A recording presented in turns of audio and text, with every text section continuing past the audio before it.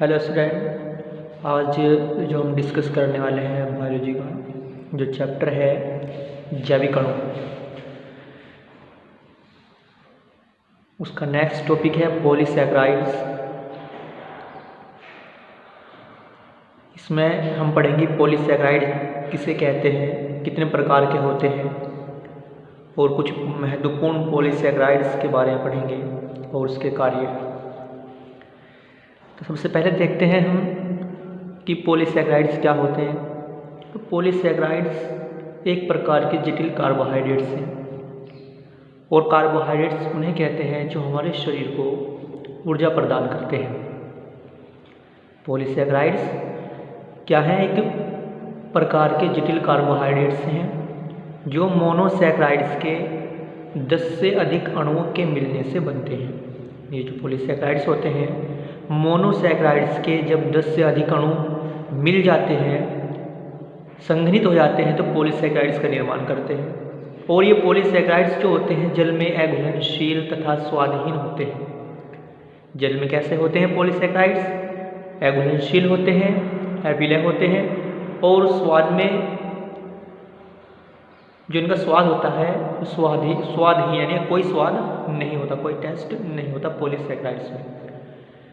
इसके बाद जो हम देखेंगे अब पॉलीसैकेराइड्स के प्रकार, ये निम्नलिखित 2 प्रकार के होते हैं। जो पॉलीसैकेराइड्स होते हैं निम्नलिखित 2 प्रकार के होते हैं। नंबर 1 होमोपॉलीसैकेराइड्स और नंबर 2 हेटेरोपॉलीसैकेराइड्स।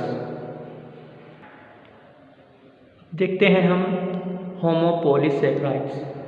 होमोपॉलीसैकेराइड्स केवल एक ही प्रकार के मोनोसैकेराइड्स से मिलकर बने होते हैं और इनका जल अपघटन करने पर एक ही प्रकार के मोनोसैकेराइड्स उत्पन्न होते हैं। ये जो होमोपॉलीसैकेराइड्स होते हैं ये एक ही प्रकार के मोनोसैकेराइड्स से मिलकर बने होते हैं और जब इनका जल अपघटन करते हैं तो क्या होगा? एक ही प्रकार के मोनोसैकेराइड्स प्राप्त होते हैं, उत्पन्न होते हैं, जैसे स्टार्च, इसे मंड भी कहते हैं, व ग्लाइकोजन आदि। अब नंबर 2 देखते हैं हेटेरोपॉलीसैकेराइड्स।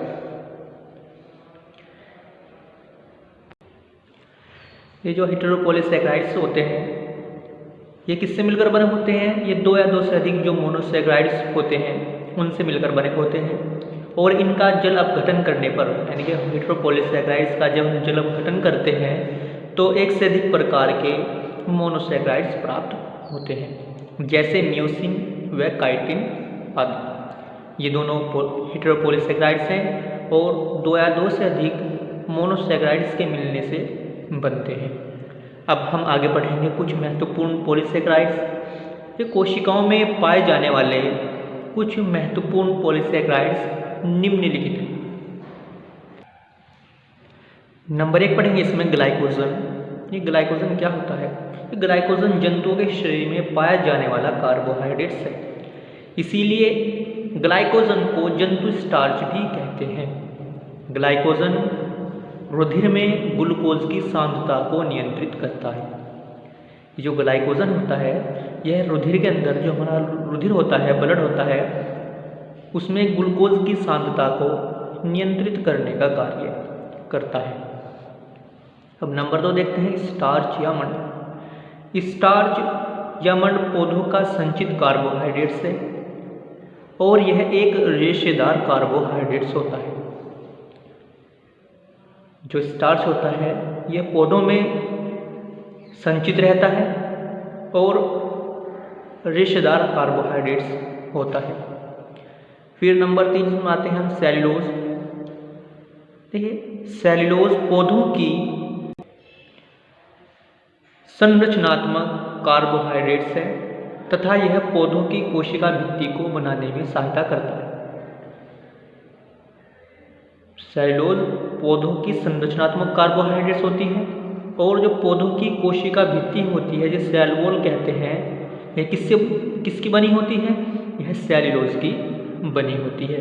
इसलिए सेल्यूलोज को पौधों का संचित कार्बोहाइड्रेट और संरचनात्मक कार्बोहाइड्रेट्स कहते हैं। अब नंबर 4 देखते हैं काइटिन। जो काइटिन होता है यह काइटिन जंतुओं का संरचनात्मक कार्बोहाइड्रेट्स है तथा यह आर्थ्रोपोडा, जो आर्थ्रोपोडा संघ के सदस्य होते हैं, उनका जो बाह्य कंकाल होता है वह काइटिन का बना होता है। जितने भी आर्थ्रोपोडा संघ के सदस्य होते हैं उनका जो बाह्य कंकाल होता है वो किससे मिलकर बना होता है भाई? काइटिन से बना होता है। और आर्थ्रोपोडा संघ का जो सबसे बड़ा वर्ग होता है वो कीट वर्ग होता है, जिसमें सारे कीट आते हैं। तो उनका जो बाह्य कंकाल होता है कीटों का, काइटिन का बना होता है। अब देखते हैं हम पॉलीसेकेराइड्स के कार्य। इसके निम्नलिखित कार्य होते हैं। नंबर 1, पॉलीसेकेराइड्स जंतुओं और पौधों में संचित भोज्य पदार्थों के रूप में होता है और इनका जल गठन करने पर ये टूट जाते हैं और ऊर्जा उत्पन्न करते हैं। नंबर 2, पॉलीसेकेराइड शरीर की संरचना के महत्वपूर्ण अवयव होते हैं, जंतुओं के भी और पौधों के भी। नंबर 3, पॉलीसेकेराइड से विस्फोटक का निर्माण किया जाता है, जैसे नाइट्रोसेल्यूलोज जो होता है पॉलीसेकेराइड से बना होता है और ये क्या है? विस्फोटक पदार्थ के रूप में प्रयोग किया जाता है। जो नाइट्रोसेल्यूलोज होता है ये विस्फोटक पदार्थ है। ये था पॉलीसेकेराइड्स के बारे में। और यहाँ पर अगर हमारा कार्बोहाइड्रेट्स कंप्लीट हो गया, इससे आगे हम पढ़ेंगे नेक्स्ट टॉपिक।